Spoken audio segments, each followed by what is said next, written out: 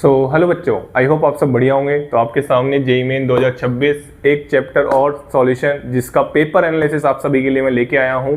मैं फिर से एक चीज़ बता देता हूं कि ये वीडियोस आपके लिए बहुत हेल्पफुल रहने वाली है। पॉइंट से मैं इसको जल्दी फटाफट आपको बताना चाहूँ कि कैसे हेल्पफुल रहने वाली है। तो पहला पॉइंट, हम बहुत सारा पढ़ते हैं 2 साल में, लेकिन उसको कंक्लूड नहीं कर पाते। जैसा होता है ना कि हमने बाल्टी पानी भर के फर्श पे फैला दिया और उसको वापस बाल्टी में डालने वाला प्रोग्राम जो होता है ना, वो बहुत हार्ड होता है, ये सबको पता है। तो वैसा ही सीन है, आपने जो 2 साल तक आप तैयारी कर रहे हैं उसमें आपको ये होश ही नहीं है कि क्वेश्चन किस तरीके के आते हैं, क्वेश्चन किस टॉपिक से ज्यादा फ्रिक्वेंटली पूछे जाते हैं, क्वेश्चन में जो फ्रिक्वेंसी ऑफ टॉपिक क्या वो हमने किए भी हैं या नहीं किए हैं, क्या हमने उस तरीके के क्वेश्चन किए भी हैं या नहीं किए हैं। तो बेटा अगर आप इस तरीके की तैयारी करेंगे तो आपको तो पता ही है, 13-14 लाख बच्चों ने एग्जाम दिया था, उसमें से 2.5 लाख बच्चे जेईई एडवांस में एग्जाम में बैठ पाते हैं। तो क्यों ना मतलब हम इतना सब कुछ पढ़ते हैं, 2 साल होते हैं हमारे पास, और हम एक मेंस के एग्जाम में भी अच्छा परफॉर्म नहीं कर पा रहे।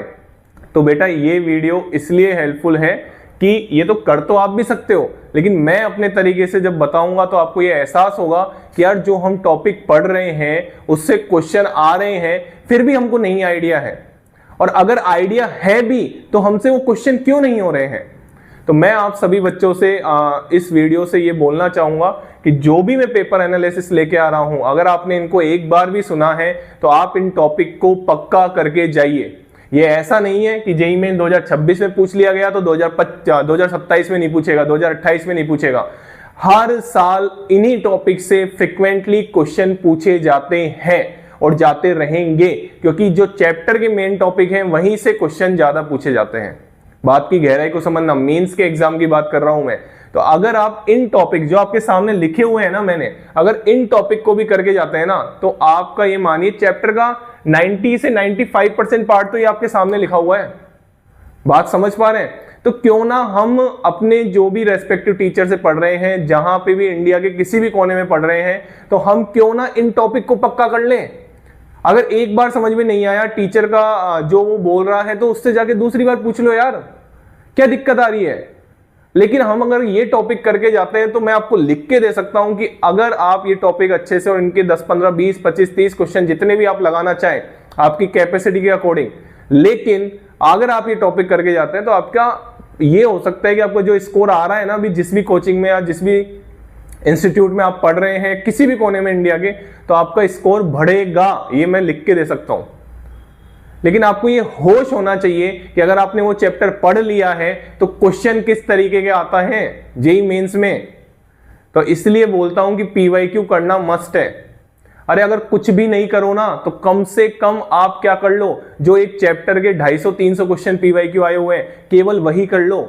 कोई मॉड्यूल, कोई डीपीपी, कोई शीट करने की जरूरत नहीं है। सबसे पहले पीवाईक्यू करना मस्ट होता है, ये मस्ट है। मेरे सबसे ऊपर प्रायोरिटी में पीवाईक्यू ही है, क्योंकि आपको अगर पूरा रायता आपने फैला दिया और आपसे फिर भी क्वेश्चन नहीं हो रहे तो फिर क्या ही मतलब है। समझ में आ गई बात? तो ये वीडियो मैं इसीलिए बना रहा हूँ, ये कोई टाइम पास नहीं है कि मैं रैंडम, मेरे पास कुछ करने को नहीं है तो मैं ये वीडियोस बना रहा हूँ। ये वीडियोस बहुत हेल्पफुल रहने वाली है आपके लिए, अगर आपने इनको तरीके से समझा। और ज्यादा बड़ी नहीं बनेगी, वो तो इस वीडियो में मैंने आपको बहुत सारी बातें बोली कि मैं क्यों बना रहा हूँ ये वीडियोस। हर चैप्टर वाइज मैं बनाने वाला हूं, ठीक है। और फिर अभी कमेंट भी आए थे बच्चों के कि सर जो आप बोलते हो कि इसमें से मैं बिल्कुल नए क्वेश्चन जो जेईई मेंस में आए हुए हैं, जो आज तक रिपीटेड नहीं हुए, उस क्वेश्चन को भी डिस्कस करने वाला हूं। तो बच्चों के कमेंट आए थे कि सर कब से करने वाले हो, तो जल्द ही करने वाला हूं बच्चा, बिल्कुल जल्द ही करने वाला हूं। ये लगभग 2-3 दिन में खत्म हो जाएगा ये चैप्टर का एनालिसिस। फिर मैं जल्द ही उन क्वेश्चन पे आने वाला हूं जो जेईई मेन 2026 में बिल्कुल नए पैटर्न पे क्वेश्चन पूछे गए थे, ठीक है ना। चलिए आइए बात करते हैं सॉल्यूशन की। तो सॉल्यूशन चैप्टर आपके सामने है, और सबसे पहला जो टॉपिक मैंने पहले तो एक बात कर लेते हैं, टोटल 25 क्वेश्चन पूछे गए थे।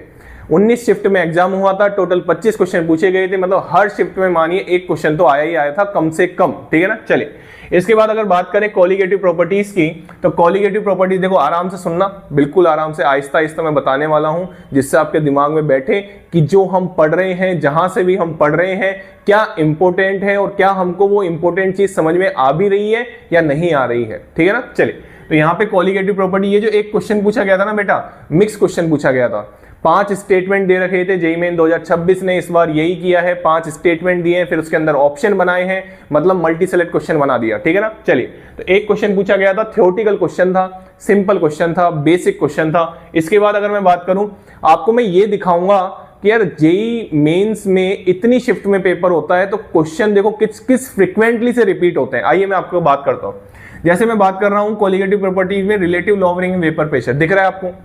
पहले तो मैं आपको डॉट्स का मतलब समझा देता हूं।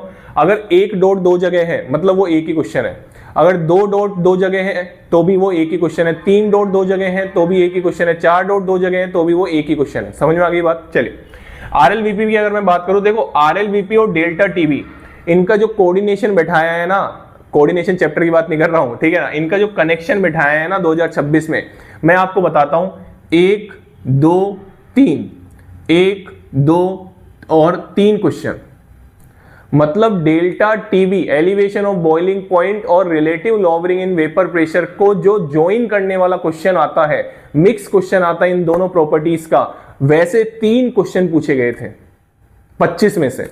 वैसे कितने क्वेश्चन पूछे गए थे? 3 क्वेश्चन पूछे गए थे आरएलवीपी और डेल्टा टीवी का मिक्स क्वेश्चन, जिसमें डेल्टा टीवी भी यूज में आ रहा है, आरएलवीपी भी यूज में आ रहा है। आरएलवीपी का मतलब क्या? Relative lowering in vapour pressure, ठीक है ना। चलिए, इसके बाद अगर मैं बात करूं, एक क्वेश्चन पूछा गया था ऑर्डर ऑफ बॉइलिंग पॉइंट, बहुत फेमस क्वेश्चन है। वांट ऑफ फैक्टर आप सब जानते हैं कि डेल्टा टीवी बराबर आई इंटू केबी इंटू मोलेलिटी होता है, तो आई इंटू मोलेलिटी अगर बढ़ता है तो बॉइलिंग पॉइंट ऑफ सॉल्यूशन बढ़ता है, उसके बेस पे क्वेश्चन था। फिर एक क्वेश्चन था जिसमें 2 कंपोनेंट को मिक्स कर रखा था नॉन वोलेटाइल, और उससे मिक्स करके उनका मोलर मास पूछा गया था, तो इसलिए मैंने पी और क्यू लिखे हैं। पी और क्यू का मतलब है 2 कंपोनेंट, ठीक है ना। चलिए, इसके बाद डेल्टा टीएफ से एक क्वेश्चन पूछा गया था, आयनिक को डाल दिया, आई से कनेक्ट करता है अल्फा, अल्फा से कनेक्ट करता है के। ये जो डॉट्स है ना, ये भी मैं आपको सिखाऊंगा, सब आपको इस चैनल पे मिलेगा कि यार क्वेश्चन को हम किस तरीके से टॉपिक को मैक्सिमम निचोड़ के और मैक्सिमम स्कोर कर सकते हैं, उस पर भी हम जल्दी बात करेंगे।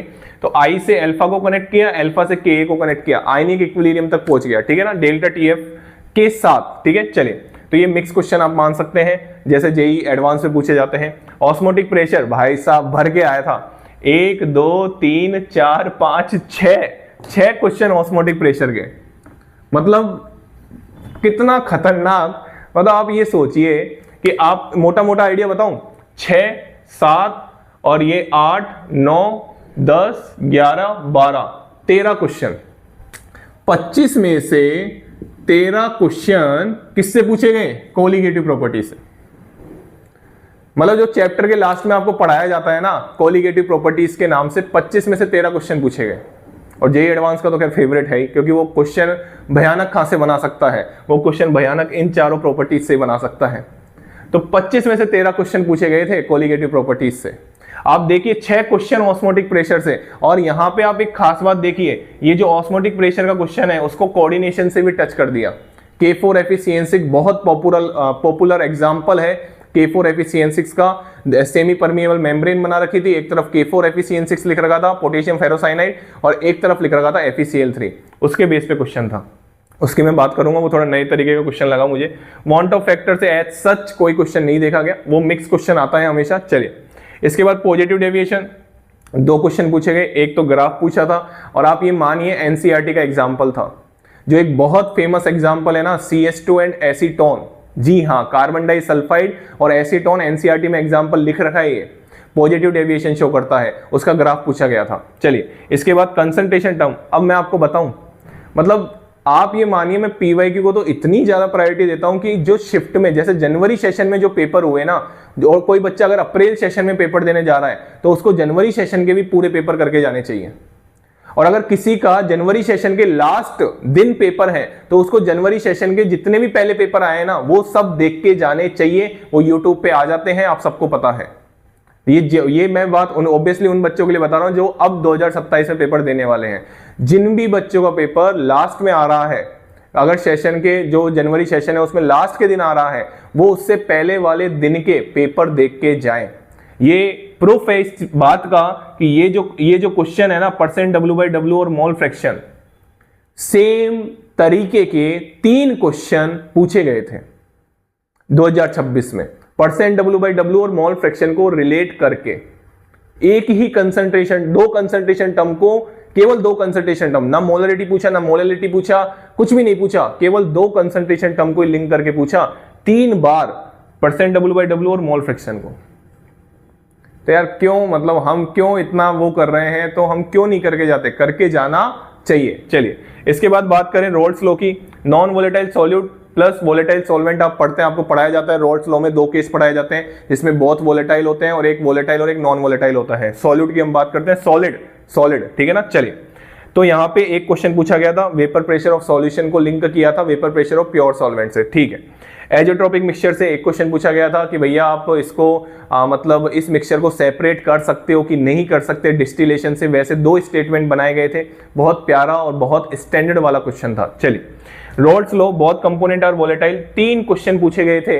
और मैं आपको एक बहुत खास बात बताऊं, ये जो 2 क्वेश्चन पे मैंने ब्लू टिक मार रखा है ना, इसका मतलब जानते हो, ये इस तरीके का क्वेश्चन पता नहीं कितनी बार जेईई मेंस पूछ चुका है कि सर 2 वोलेटाइल कंपोनेंट ले रखे हैं, उसमें से एक वोलेटाइल कंपोनेंट का क्या बढ़ा दिया, मोल बढ़ा दिए, या दोनों वोलेटाइल कंपोनेंट के मोल बढ़ा दिए, तो बताओ नया प्रेशर क्या होगा। बहुत स्टैंडर्ड तरीके का क्वेश्चन है। अब तो टीचर्स नोट्स में भी बहुत साल पहले से कराते आ रहे हैं कि 2 वोलेटाइल कंपोनेंट लिए, फिर उनमें एक वोलेटाइल कंपोनेंट या दोनों वोलेटाइल कंपोनेंट के मोल डाल दिए और फिर बताओ वेपर प्रेशर ऑफ सॉल्यूशन क्या होगा। 3 क्वेश्चन पूछे गए थे। ये वाई का मतलब क्या है, वेपर फेज में मोल फ्रैक्शन की बात कर रहा है, उससे लिंक किया गया था। तो आप देख सकते हैं रोल्स लॉ से 4 क्वेश्चन आप आराम से देख सकते। रोल्स लॉ तो बहुत फेमस है, बहुत इंपॉर्टेंट है। हेनरी लॉ से 3 क्वेश्चन पूछे गए थे भैया। और आप यहाँ पे देख सकते हैं हेनरी लॉ कांस्टेंट लिख रखा है मैंने, थ्योरेटिकल क्वेश्चन पूछा गया था। जी हाँ, थ्योरेटिकल क्वेश्चन पूछा गया था और एक क्वेश्चन ग्राफ से पूछा गया था। बहुत आपको सबको पता है हेनरी लॉ क्या होता है, P गैस बराबर KH इंटू X गैस होता है मोल फ्रैक्शन। और ये है ना, बच्चों को यार क्या है, बेसिक समझ में नहीं आता। दिक्कत ये है, क्वेश्चन कहां से करेंगे वो, उनको ये होश ही नहीं होता कि सर P गैस बराबर KH इंटू X गैस जो आप बता रहे हो उसमें वो mole fraction of gas in solution होता है। और जब मिक्स करके देता है, और ये क्वेश्चन मिक्स करके आया था जिसमें mole fraction in air N2 जो बहुत फेमस क्वेश्चन है, उसमें आपको पहले पार्शियल प्रेशर निकालना था डाल्टन लॉ से हेल्प से। पार्शियल प्रेशर बराबर क्या होता है, डाल्टन लॉ लगता है हवा में, एयर में, और हेनरी लॉ लगा रहे हो आप सॉल्यूशन में, मोल फ्रैक्शन होती है। तो ये थोड़ा है ना आप तरीके से पढ़ेंगे। मैं तो ये बोल रहा हूँ कि ये जितने भी टॉपिक आपके सामने लिख रखे हैं ना, उनको ही अगर आपके टीचर्स ने पढ़ा दिया है तो उनसे जाके डाउट पूछो और इन टॉपिक को पक्का करो। आपके नंबर कहाँ कटेंगे, नहीं कटेंगे, नंबर आपके इंक्रीज ही होंगे। तो बात समझ में आ गई। तो ये था जेईई मेन 2026, चैप्टर का नाम सॉल्यूशन। मैंने आपको इस वीडियो में ये भी बता दिया है कि ये एनालिसिस आपके लिए क्यों इंपॉर्टेंट है। अभी टाइम है आपके पास, बहुत तो नहीं बोलूंगा लेकिन टाइम अभी भी है। और ये वीडियोस केवल जेईई मेंस के लिए नहीं, नीट वाले बच्चों के लिए भी बहुत इंपॉर्टेंट है। क्यों? क्योंकि अब नीट का जो पेपर है वो ऑब्वियसली इस तरीके का आने लग गया है। एक क्वेश्चन में 5 ऑप्शन, 5 ऑप्शन में भी 4 ऑप्शन, फिर उसमें से टिक, मतलब मल्टी सेलेक्ट क्वेश्चन। तो ये जेईई मेंस वाले बच्चों के लिए नहीं, केवल जेईई वाले बच्चों के लिए नहीं, ऑब्वियसली जेईई मेंस में बोल रहा हूँ, पूरा जेईई आ गया इसमें, ठीक है, क्योंकि जो जेईई मेंस क्वालिफाई करेंगे वही तो जेईई एडवांस में बैठेंगे, ठीक है। और नीट वाले बच्चों के लिए भी बहुत इंपॉर्टेंट है। क्यों? क्योंकि इस तरीके के पैटर्न के क्वेश्चन उनके आने लग गए हैं, ठीक है। तो मैं जल्द ही बच्चों इनके मोस्ट इंपोर्टेंट क्वेश्चन जो बिल्कुल नए तरीके के क्वेश्चन हैं उनके लिए वीडियो लेके आने वाला हूँ, ठीक है ना। चलिए, thank you so much. Channel को लाइक करें, शेयर करें और सब्सक्राइब करें।